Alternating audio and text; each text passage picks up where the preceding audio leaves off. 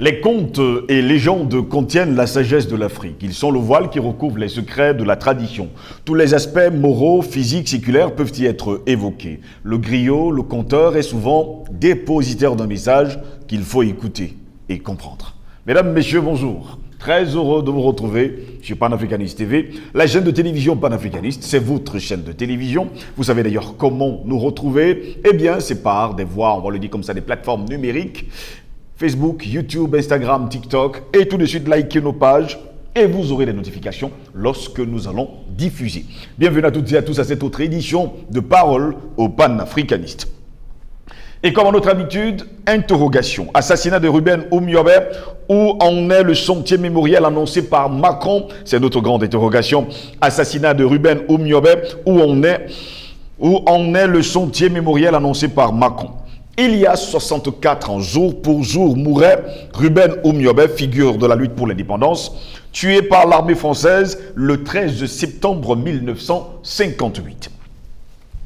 Au Cameroun, jusque dans les années 1990 et la loi de réhabilitation de 1991, il était interdit d'évoquer son nom. Et côté français, où en est-on? Oui, où en est-on finalement avec le chantier mémoriel annoncé par Macron? Fin juillet, lors de son voyage officiel à Yaoundé, Emmanuel Macron a proposé de créer une commission composée d'experts des deux pays chargés de faire la lumière sur l'histoire commune de la France et du Cameroun dans les années 1960, pendant la colonisation et la répression sanglante des indépendantistes, ainsi qu'après la pseudo-indépendance du pays en 1960. La France avouera-t-elle ses crimes? Est-ce qu'il faut faire des recherches pour reconnaître les crimes commis par la France au Cameroun? Nous sommes très souvent habitués au discours fallacieux des Français, inondés de promesses qui ne seront jamais tenues. Tous les héros nationaux africains, du Cameroun en particulier, ont été assassinés par la France. Emmanuel Macron s'était donc engagé sur un délai de 24 mois pour la remise de rapport sur lequel il comptait se baser pour procéder à ce qu'il avait appelé les éléments de reconnaissance.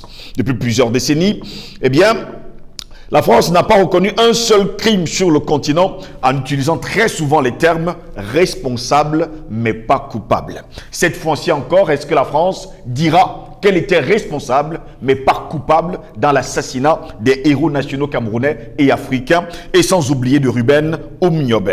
Au Cameroun, les membres de l'UPC qui se revendiquent de l'héritage de Ruben Oumiobe attendent des excuses publiques. Oui, des excuses publiques de la part de la France. Il demande aussi des réparations pour les crimes commis durant ce que des historiens nomment sans détour la guerre du Cameroun. À Paris, pour l'heure, pas de calendrier précis. La commission mixte et pluridisciplinaire évoquée à Yaoundé n'est pas encore composée. Le sera-t-elle finalement? D'ailleurs, avec qui? Les Camerounais n'ont pas besoin d'une commission composée de cerveaux blanchis ou des blancs à la peau noire, à la solde de la France et qui n'ont rien à faire avec le contentieux historique dont le pays a urgemment besoin pour pleurer ses morts et panser ses plaies. Ruben Oumiobe, surnommé Mpodol, fut l'un des premiers à revendiquer l'indépendance du Cameroun et l'unification des deux parties occidentales et orientales du pays, respectivement sous tutelle britannique et française. Jusque dans les années 1990, au Cameroun, il était interdit de prononcer son nom. La mémoire de l'ancien secrétaire général de l'Union des populations du Cameroun, eh bien, fut officiellement réhabilitée en 1991. Eh bien, jusque-là, en même temps que celle de Ernest Ouandié ou encore Félix Roland Moumié, tous de l'Union des populations du Cameroun. Mais pour certains acteurs politiques, cette réhabilitation est incomplète, insuffisante, 64 ans après sa mort. Voilà pourquoi, mesdames, messieurs, nous nous interrogeons pour cet anniversaire de la mort de Ruben Oumiobe. Bien sûr, ce 13 septembre 1958, oui, il avait été assassiné. Nous sommes finalement le 14 septembre 2022. Cela fait 64 ans, oui, jour pour jour, qu'a disparu justement cet homme, ce héros national camerounais. Voilà pourquoi nous nous interrogeons. Assassinat de Ruben Oumiobe, où en est le chantier mémoriel annoncé par Macron? Pour répondre à nos questions, nous sommes avec le docteur Yambin Timba. Docteur Yambin Timba, bonjour, bienvenue à vous. Bonjour, monsieur Ngos. Très heureux de vous avoir ce matin encore. Ben, écoutez, c'est un plaisir partagé. J'espère que vous allez bien. Ça va, mais très bien, je suis dans mon pays. Eh bien, tout va pour le mieux dans le meilleur des mondes. Notre grande interrogation du jour, assassinat de Ruben Oumuyobé, c'était le 13 septembre 1958. Jusque-là, Emmanuel Macron, lors de son séjour à Yaoundé, il avait justement proposé de revenir justement sur cette histoire et de trouver des voies et moyens. Qui sait, peut-être demander des excuses publiques. Mais on est souvent habitué, Dr Yamitiba, que la France nous dise qu'elle est coupable. Non, qu'elle est responsable, mais pas coupable. Ce n'est qu'un jeu de mots. Ce n'est qu'un jeu de mots relativement à l'histoire. La France est profondément, dangereusement, inévitablement et perpétuellement coupable. Point. Après, elle peut l'accepter, ne pas l'accepter. Moi, je ne suis pas dans les conjectures, dans la politique, la propagande. Je ne parle que de faits. Parce que, de toutes les manières, Ruben Oumuyobé n'a pas été tué parce qu'il se discutait un terrain au village ou parce qu'il il est allé braquer quelque chose. Oui. Voilà, il a été tué parce que la France a décidé de l'assassiner. Je me demande d'ailleurs parce que pourquoi la France se défend-elle autant? C'est une bonne question. Pourquoi le Bhoutan ne se défend pas autant? Pourquoi le Chili ne se défend pas autant? Pourquoi est-ce que l'Irlande ne se défend pas autant? Pourquoi la Suède ne se défend pas autant? On ne se défend que parce qu'on sait qu'on a quelque chose à voir avec une situation qui s'est produite historiquement, qui est localisable historiquement, et c'est pour ça qu'on essaie de se justifier. Il me semble que vous n'avez jamais entendu le Bangladesh se justifier relativement à la mort de Ruben Oumuyobé, ni relativement à l'UPC. Donc la France n'est pas seulement responsable, elle est coupable parce qu'elle est l'architecte de la situation qui a conduit à la mort de Ruben Oumuyobé. D'abord à la création de l'UPC, ensuite à la mort de Ruben Oumuyobé et de tous ses compagnons. Sans compter les millions d'innocents et de héros sans visage que cet épisode a fait lever. J'aime à dire que la France se défendra comme elle le veut. Nous ne l'écoutons pas sur ce plan. Nous lui disons, messieurs, vous avez fait quelque chose à notre pays. Aujourd'hui, un certain nombre de personnes disent que c'est entre 3 et 4 millions de personnes que la France a fait tuer dans notre pays, sans compter les autres millions de personnes qui ont été tuées à travers l'Afrique du fait de la France. Eh bien, plus tôt, plus vite, elle reconnaîtra ses torts, elle s'engagera à faire amende honorable, plus vite elle reconnaîtra sa culpabilité. Nous n'avons même pas besoin d'un jury, d'un tribunal pour cela. Celui de l'histoire est déjà assez clair. Mais j'en appelle aux États africains qui ont subi la cruauté de la France à organiser très rapidement le procès de la colonisation. Parce que ce procès est quelque chose d'extrêmement important pour que nous établissions de manière claire et définitive quel est le rôle de la France. Il y a bien eu le procès de Nuremberg. Pourquoi les Africains n'organisent pas le procès de la colonisation? Il faut le procès de la colonisation et de manière très spécifique, le procès de la France ou de l'action colonisatrice de la France en Afrique. Peut-être, à ce moment-là, les ponts que nous sommes censés jeter avec les peuples du reste du monde, ces ponts-là seront-ils beaucoup plus solides parce que peut-être cela permettra ou poussera les peuples d'Asie à organiser le procès de la colonisation et spécifiquement le procès de la France, de la colonisation française en Asie. Nous devons nous assurer que nous ne sommes pas là pour répondre à tout et à n'importe quoi. La France n'a qu'à dire tout ce qu'elle veut. Ce n'est pas notre problème. Notre problème, c'est qu'est-ce que nous voulons. Que voulons-nous? Voilà la seule question qui a du sens pour nous. Que la France dise elle est responsable, elle n'est pas coupable, elle n'est pas coupable, elle n'est pas responsable, elle a même le fardeau de l'homme blanc, elle a les bienfaits de la colonisation. C'est son problème. Nous disons autre chose. Nous disons qu'il y a eu génocide. Nous disons que le génocide continue avec le franc CFA. Nous disons que la France est coupable elle est à l'origine, elle est responsable. Tout le malheur de l'Afrique aujourd'hui, elle en est responsable. En tout cas de l'Afrique où on parle le français et où on utilise le franc CFA, elle est responsable, elle est coupable de tout cela. C'est elle qui en tire les marrons du feu, qui tire les marrons du feu. La question n'est pas de savoir, de rentrer dans une rhétorique totalement ridicule de la responsabilité et de la culpabilité. La seule question juridique qui a du sens, à qui profite le crime? La mort de Oumioba a profité aux Camerounais? La mort de Oumioba a profité à sa famille? À qui a-t-elle profité? La mort de Moumié, la mort de Wandje, à qui ces morts-là ont-elles profité? Le napalm versé partout, c'est aux Camerounais que ça a profité ou à la France? Le franc CFA, c'est aux Camerounais ou à la France que ça profite?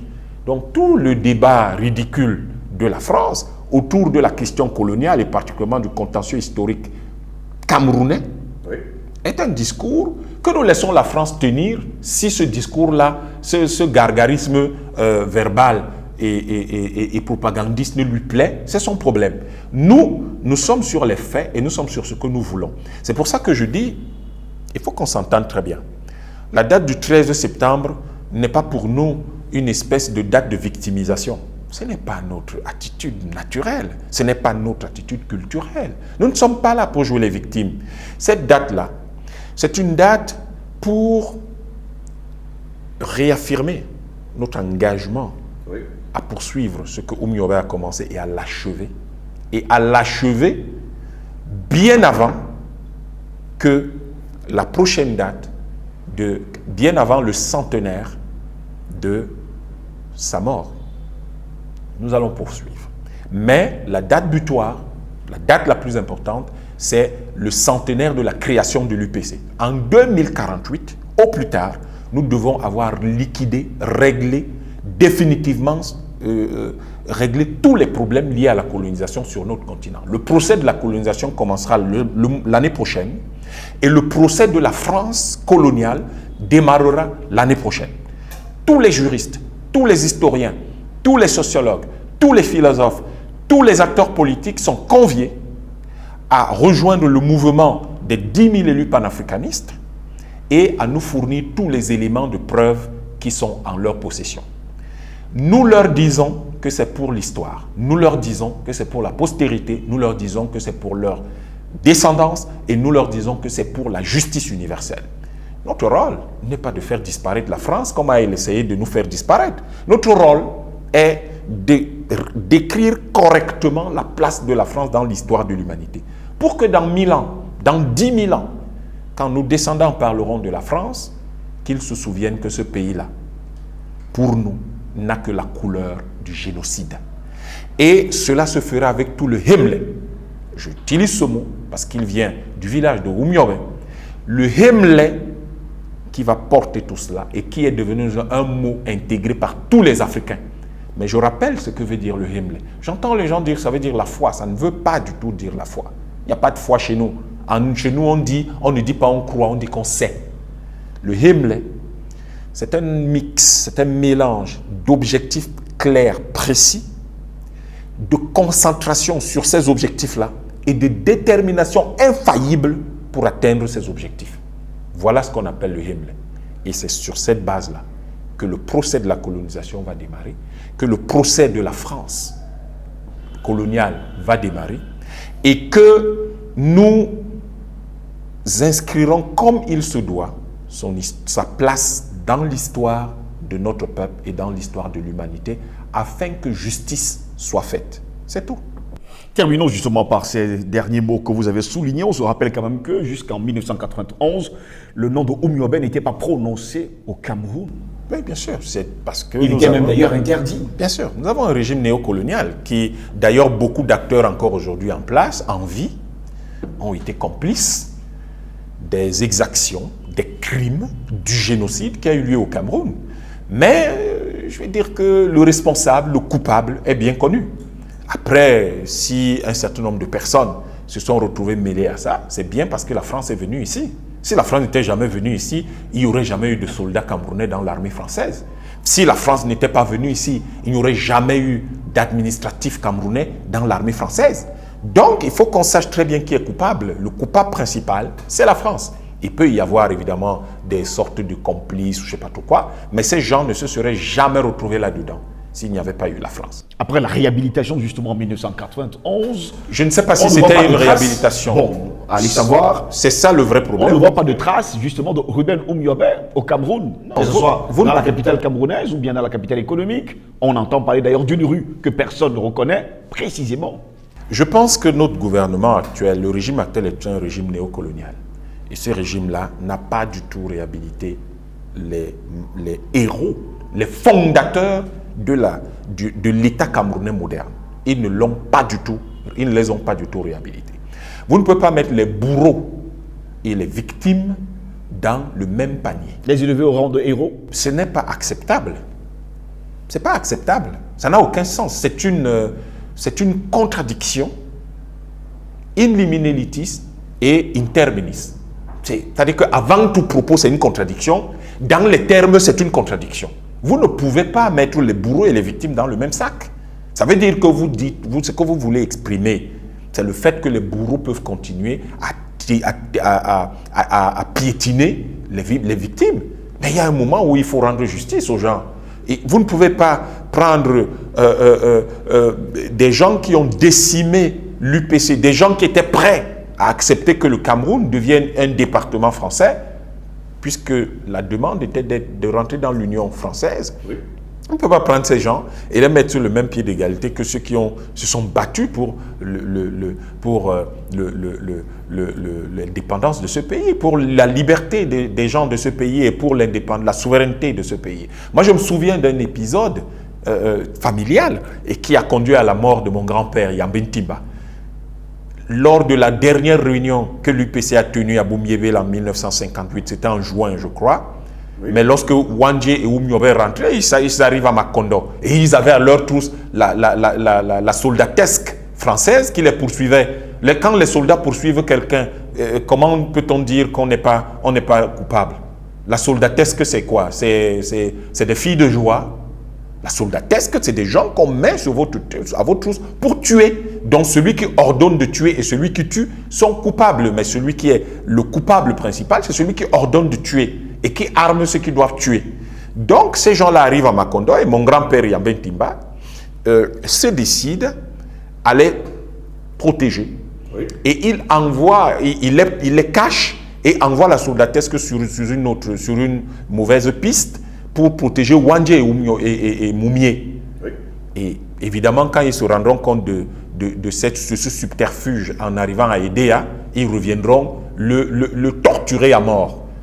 Comment vous appelez ce genre de choses? Comment quelqu'un peut avoir torturé des gens comme ça, qui ont protégé nos héros nationaux, les fondateurs de notre État, et ils osent dire qu'ils ne sont pas coupables. Ils sont coupables. Et ceux qui ont essayé de dire qu'ils réhabilitaient les martyrs, je pense grand bien que la lumière va luire sur eux et qu'ils vont très rapidement corriger cette chose ignoble qui a été faite de mettre les bourreaux et les victimes dans le même sac. La preuve, ça montre qu'ils ne le voulaient pas du tout les réhabiliter. Depuis 89, ça fait combien? 32 ans aujourd'hui.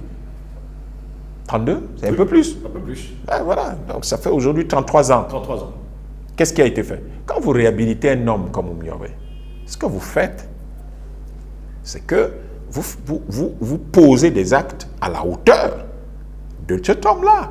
Vous commencez peut-être par vous décider à nommer, je ne sais pas moi, peut-être votre palais présidentiel par son nom, le palais Ruben Oumiobe, parce qu'il incarne une certaine idée du Cameroun, il incarne la souveraineté, l'idée d'indépendance, l'idée de souveraineté, l'idée de liberté. Et peut-être que votre palais présidentiel peut porter son nom, par exemple. Peut-être que votre aéroport le plus important peut porter son nom, pour que tous ceux qui viennent et tous ceux qui partent du Cameroun se souviennent de par où ils sont passés.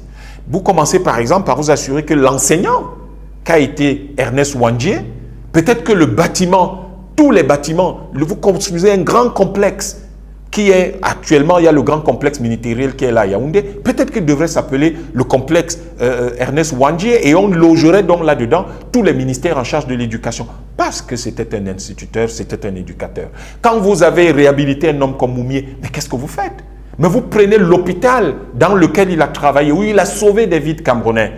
C'est là, vous appelez cet hôpital Rouben. Mais sauf que c'est curieux. Alors que Moumié y a travaillé, et on fait appeler cet hôpital du nom d'un type qui n'a même pas le milliardième du mérite de Roland Moumié. C'est lui, cet hôpital devait porter son nom et cet hôpital devait bénéficier d'investissements massifs pour être la vitrine de la médecine camerounaise, parce que Roland Moumié, c'est ça qu'il a été, une vitrine pour le Cameroun. Cette espèce de personnage dont l'histoire ne crée pas du tout 10 ou 20 en un siècle dans un pays. Et ces gens-là, voilà ce qu'ils sont pour nous. Vous devriez faire des choses à leur hauteur. L'hôpital La Quintini devrait avoir aujourd'hui un plateau technique qui devrait être du niveau de tous des meilleurs hôpitaux dans le monde, un centre de recherche réputé pour rendre hommage à Roland Moumié. Si on ne l'a pas fait, ça veut dire qu'on n'avait aucune envie de le réhabiliter. Tout ce qui est éducatif aujourd'hui devrait porter l'empreinte, cette espèce de détermination à transformer les Camerounais et à en faire des personnes éduquées, qui était le credo de Ernest Ouandjé. Et vous devriez, pour celui qui a dirigé de manière extrêmement brillante, qui a été entendu au niveau le plus élevé à l'ONU pour défendre le Cameroun et qui a dit, vous ne pouvez pas organiser, vous devriez d'abord réunir le Cameroun que vous avez divisé en 1916 et ensuite donc le Cameroun accédera à l'indépendance. On n'aurait pas les problèmes qui sont là. Quand vous avez des gens qui ont une vision comme celle-là, 70 ans avant, ils vous disaient ne faites pas telle chose. Aujourd'hui, vous en subissez les conséquences, mais vous faites que un égrégore aussi important habite votre palais présidentiel et cet homme-là, votre palais présidentiel devrait porter son nom. Je pense qu'il y a des choses que nous ne voulons pas entendre, mais ce sont ces choses-là qui sont la seule vérité qui nous libérera. Maintenant, ceux qui ne veulent pas, qui ne savent pas ce que c'est que l'idée de liberté. Parce que je vais vous dire autre chose, Monsieur Ngos. Le premier Achille Mbembe qui écrit Soumaki ou le problème national camerounais, il est savoureux. Et dans l'un de ses ouvrages, il dit Oumiobe est l'intellectuel organique du Cameroun et de l'Afrique francophone. Parce qu'il est le premier à revendiquer l'indépendance de son pays dans l'Afrique où on parle le français. Je ne parle pas de l'Afrique subsaharienne, pas de l'Afrique où on parle le français. Il est le premier à revendiquer l'indépendance de son pays. Et un personnage comme celui-là, quand vous voulez susciter des vocations de capitaines dans tous les domaines, des capitaines politiques, des capitaines dans les affaires, des capitaines dans la recherche, des capitaines dans tous les domaines de votre pays, mais voilà le personnage que vous mettez devant.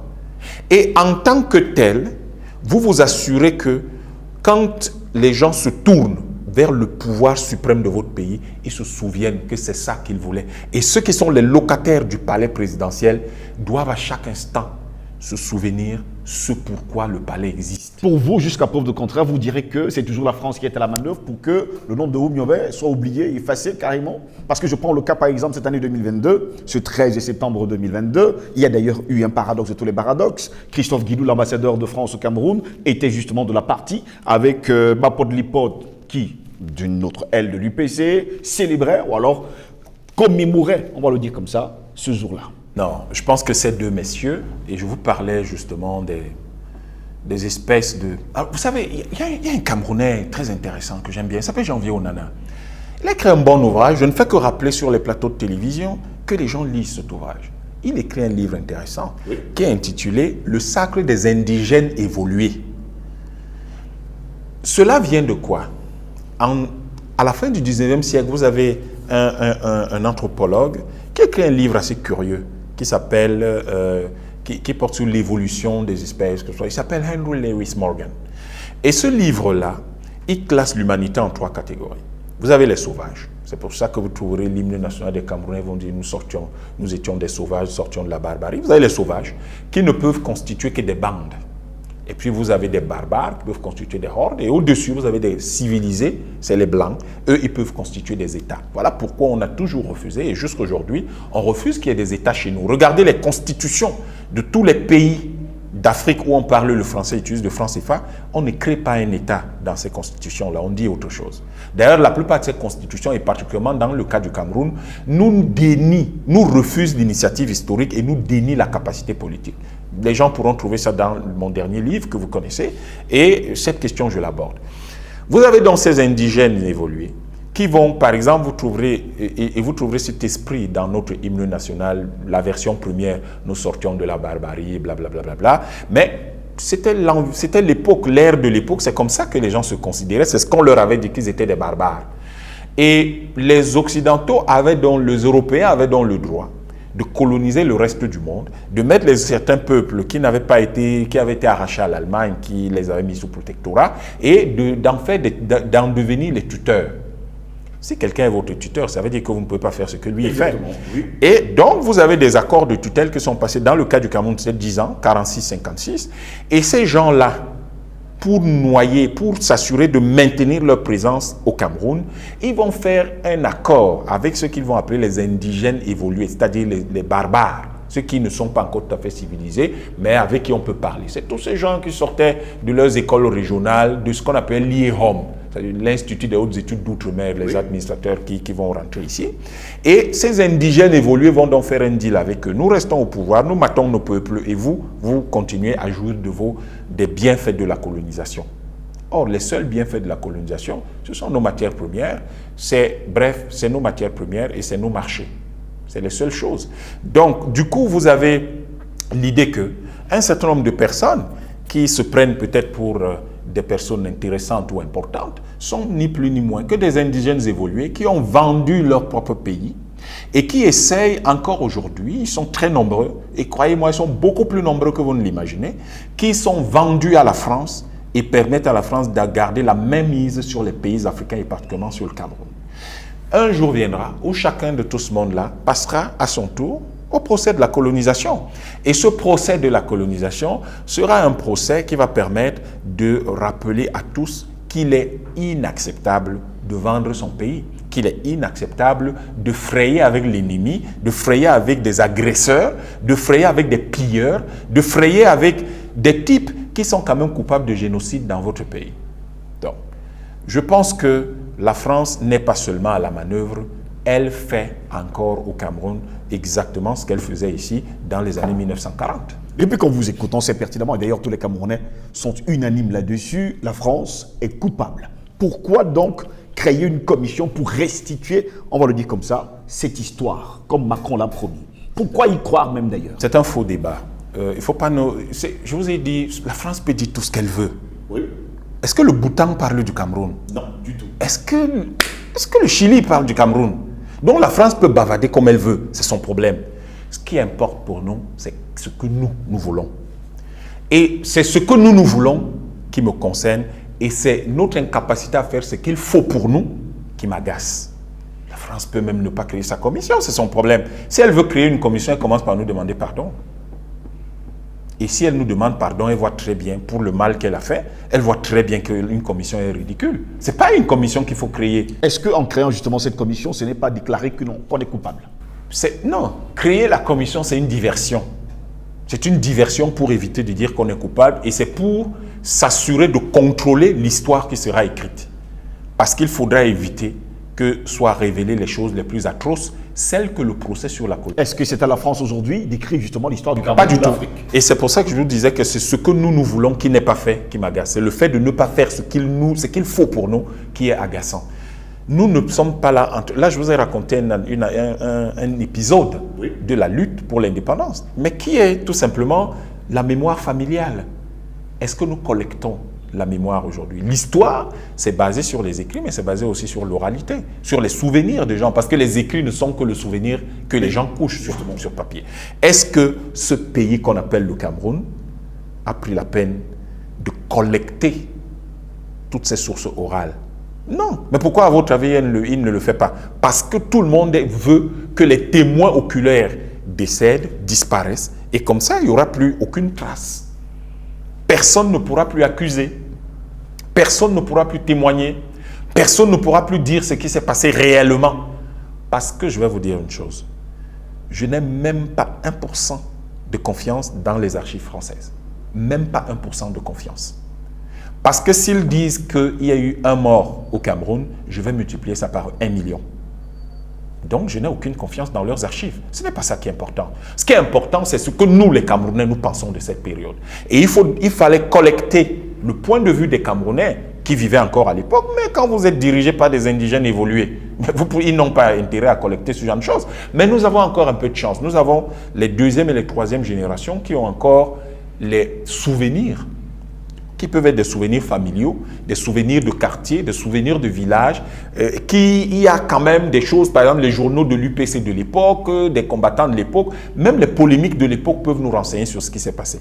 Nous devons nous assurer de mettre ça sur place. C'est pour ça que je lance encore, je réitère l'appel que j'ai lancé. Tous ceux qui ont des souvenirs, asseyez-vous, enregistrez-les, envoyez-les nous. Si vous avez des documents, mettez-les à notre disposition. Nous allons lancer l'année prochaine le procès de la colonisation, le procès de la France. Ce sera fait. Et donc, c'est ça qui est important. Si après, compte tenu de ce que nous aurons collecté et compte tenu de ce que le procès, à quoi le procès va aboutir, on n'a pas besoin de nos magistrats, mais certains peuvent nous aider. Il s'agit de leur pays. Nous allons faire ce qu'on appelle un procès populaire.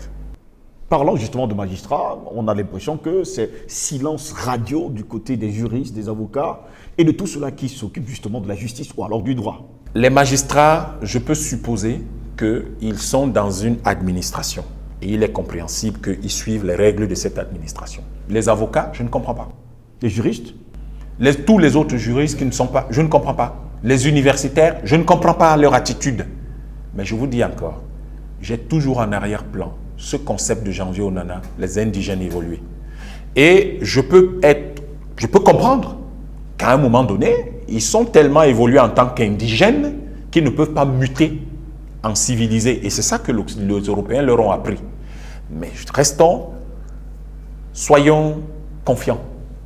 Vous savez que notre peuple est un peuple extraordinaire, un peuple qui vous surprendra toujours. Croyez-moi, je suis persuadé qu'aujourd'hui qu'ils ont entendu l'appel pour le procès de la colonisation et pour le procès de la France, de la présence française, coloniale française au Cameroun, j'espère que beaucoup vont se bouger et viendront nous voir. Et aujourd'hui, nous avons besoin de nous assurer que tous ceux qui ont des compétences viennent vers nous. Mais nous ferons un procès populaire. Ce ne sera pas un procès technique de technicien du droit. C'est un procès populaire qui va établir que la France est coupable ou pas. Nous sommes des gens corrects. Comme nous parlons de procès, quand nous parlons de l'histoire, je vous ai dit précédemment, la France est coupable. C'est l'histoire. Maintenant qu'il s'agit de parler du procès, nous lui donnons le bénéfice du doute. Et nous lui disons, viens te défendre. Si la France veut bien se défendre, qu'elle vienne.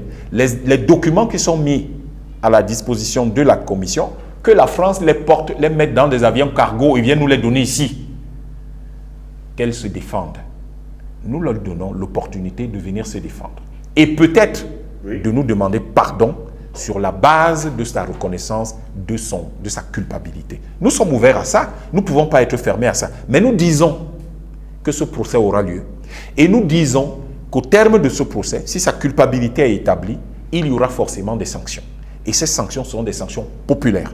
Si notre État veut se saisir de cette opportunité que nous lui donnons d'être un vrai État, alors qu'il se saisisse de cela et qu'il décide de faire ce qu'un État normal fait. Mais il y aura ce procès populaire, il y aura des sanctions populaires. Et si la France veut se défendre, qu'elle vienne se défendre, elle aura le droit. Ce sera ouvert, elle pourra se défendre. Si la France veut négocier les sanctions qui seront prises, qu'elle négocie. Là aussi, nous avons la main tendue. Et j'espère qu'elle ne passera pas son temps à dire que les Russes ont donné l'argent aux gens, que les Chinois ont donné l'argent aux gens. Je vais leur dire une bonne chose, et une fois pour toutes à nos amis français.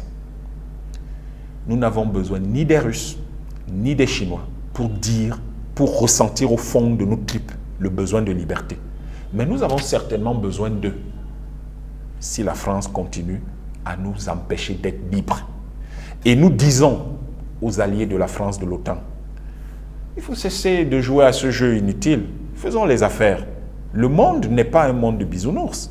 Nous sommes conscients que les États-Unis, l'Allemagne, l'Italie ou l'Espagne ou la Grande-Bretagne ne viendront pas nous donner un coup de main parce que nous sommes beaux ou nous sommes beaux, on n'y peut rien, mais Pas parce que nous sommes beaux, ou parce que nous parlons bien, ou parce qu'ils ont leur problème avec la France. Mais nous leur disons, vous avez besoin de faire des affaires, venez nous voir. Nous sommes prêts à nous entendre avec tout le monde. Et en nous entendant avec tout le monde, nous allons contribuer à ce que tout le monde vive bien chez lui. Parce que nous allons apporter quelque chose à chacun. Mais il n'est pas question d'aller croire que quelqu'un nous aurait inspiré, financé ou je ne sais pas quoi pour que nous fassions ce que nous avons à faire. Nous avons un pays et un peuple à libérer. Nous n'avons pas d'ordre, ni à attendre de qui que ce soit, ni de financement à attendre de qui que ce soit.